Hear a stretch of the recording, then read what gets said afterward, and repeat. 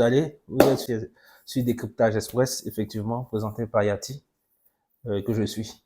Aujourd'hui, nous allons parler de la crise entre l'Ukraine et la Russie. C'est le premier sujet, ou du moins la première vidéo que je fais sur la crise. J'étais un peu plus en observation de tout ce qui se passait et je creusais à mon niveau. Je cherchais mes informations. Mais je veux échanger avec vous, si je peux me permettre de le dire, sur le fait de la grande offensive ukrainienne. La grande offensive, la fameuse offensive ukrainienne qui, depuis lors, qui ne décolle pas, qui n'a pas de résultats escomptés, qui donne des avancées, mais qui ne sont pas, je pourrais dire, des avancées probantes. Donc, du coup, ça laisse un peu perplexe cette fameuse grande offensive, cette grande avancée que nous disait le président Zelensky, président ukrainien. Voilà.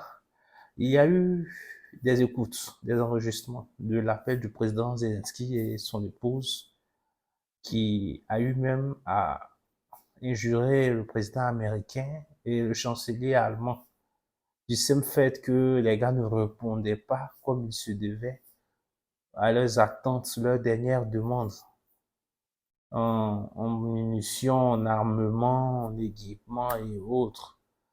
Voilà. Mais je me dis que le président Joe Biden a proposé au Sénat américain une aide de 106 milliards, si je ne me trompe sur le chiffre, une aide, voilà, pour armer l'Ukraine encore une énième fois, mais qui a été rejetée. Et il a tenu un discours disant même que les forces américaines, de manière officielle, si possible, vont s'engager dans cette guerre parce qu'il ne pourra pas permettre que l'Ukraine, pardon, que la Russie vraiment s'empare de cette terre. Que si la Russie s'emparait de cette terre, cela allait donner encore plus de volume à la Russie, la Fédération de la Russie, pour pouvoir encore essayer d'étendre sa puissance sur les autres pays. Bon, moi j'appelle ça une justice. Voilà, j'appelle ça une justice pour pouvoir réagir. Voilà. Mais qu'est-ce qui en est véritablement? Qu'est-ce qui en est? Il n'y a pas eu d'avancée, il n'y a rien eu. On nous donne des informations sur des chaînes de médias comme si les Ukrainiens avançaient, mais dans le fond, après des enquêtes, on rend compte qu'il n'y a pas de véritable avancée. Il n'y a pas d'avancée significative pour tout ce qui a été donné comme armement. Et c'est ce qui laisse les dirigeants de l'Europe un peu sur leur faim. Parlant de la satisfaction des moyens qui sont dégagés pour soutenir le président Zelensky. Mais il n'y a pas de résultat probant jusque-là. Il n'y a pas une avancée. Parce que ce sont des milliards et des milliards de dollars et d'euros qui ont été investis. Des chars léopards, des, des canons César, des milliards d'euros qui ont été vraiment investis, mais qui n'ont pas eu de retour. Je me dis que l'hésitation de certains pays européens sont dues à cela. C'est-à-dire, l'hésitation est due au fait qu'il n'y a pas de résultat. On ne voit pas de résultat concernant le président Zelensky et son armée, malgré même que, de manière non officielle, l'armée de l'Ukraine est appuyée par toutes les autres armées européennes et américaines, techniquement par des mercenaires, voilà. Mais il n'y a pas d'avancée, il n'y a pas. Il n'y a pas de véritable avancée et ça laisse les nations vraiment sur leur faim. Et ces nations, même européennes, se demandent est-ce qu'il faut toujours soutenir l'Ukraine ou ne pas trouver un accord à un moment donné, parce qu'il n'y a pas. Il faut reconnaître que la Russie, la Fédération de Russie, est une très grande armée, une armée très forte.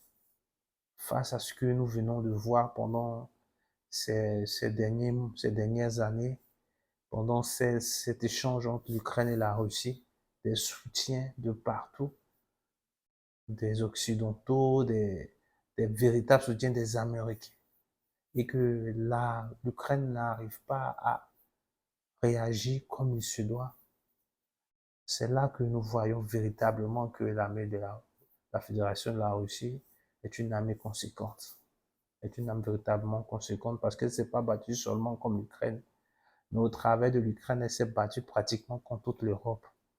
Elle s'est battue aussi contre, je peux dire, une aide américaine et a toujours tenu. Ils ont préparé leurs tranchées lorsque les Ukrainiens ont annoncé leur grande offensive.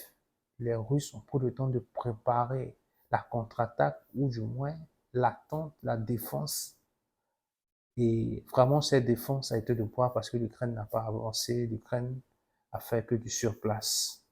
D'après vous, est-ce qu'il faut toujours soutenir Zelensky dans cette guerre, dans ce combat?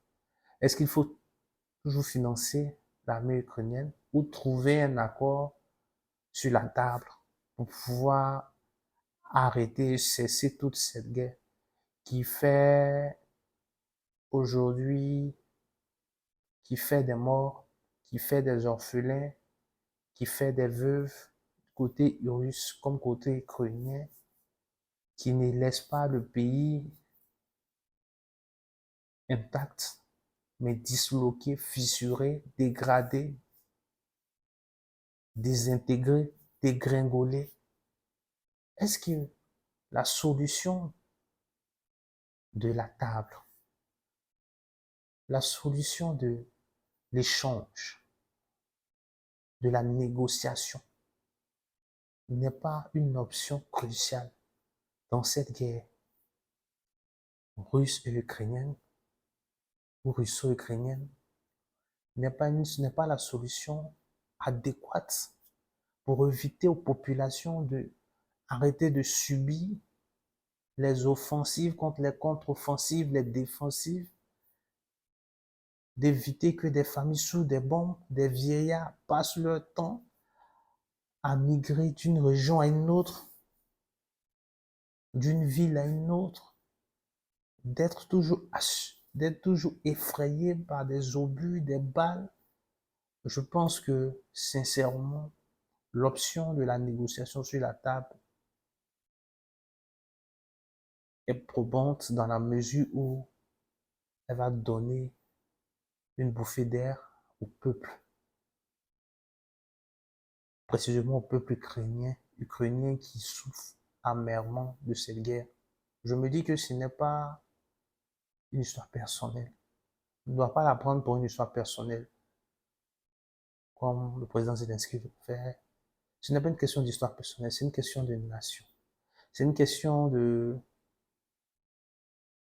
regarder la déchéance, le désespoir, la désolation du peuple dans toute cette guerre d'un moment donné, avec l'unité de savoir dire, arrêtons, asseyons-nous et discutons.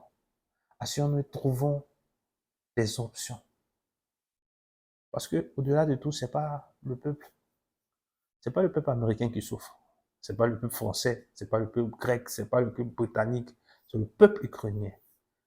Parce que la guerre se fait à 98% sur le sol ukrainien. Donc, ces autres peuples ne souffrent pas. Ces autres peuples ne subissent pas. Personnellement, je pense que le président Zelensky doit revoir sa copie, utiliser l'option de la négociation et trouver une entente toute cette guerre et tension pour le peuple, pour son peuple, pour sa patrie. Et ne pas faire de cela une question personnelle.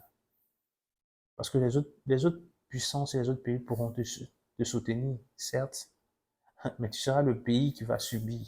Tu seras le pays qui va payer le prix. Tu seras le pays sur lequel les bombes vont pleuvoir. Les bombes ne vont pas pleuvoir à Washington, à New York, à Denver, à Paris, à Nice. Les bombes ne vont pas pleuvoir à Venise. Les bombes ne vont pas pleuvoir à Milan. Les bombes ne vont pas pleuvoir, non, à Londres. Non, les bombes vont pleuvoir Oui, en Ukraine, les bombes vont pleuvoir à Kiev, les bombes vont pleuvoir sur tout ce territoire. Et personnellement, je préconise la négociation.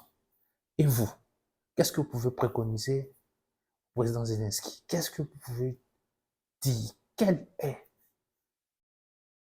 je peux dire, votre apport, si vous devez apporter quelque chose dans cette guerre, pour l'arrêt de cette guerre? Continuer l'escalade de la violence ou passer à la table de négociation? En commentaire, mettez ce que vous pourrez donner. Je pourrais dire comme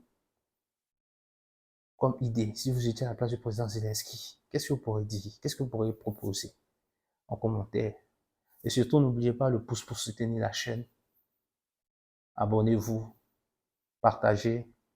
C'est comme ça on fait grandir la famille. Merci. Excellente soirée.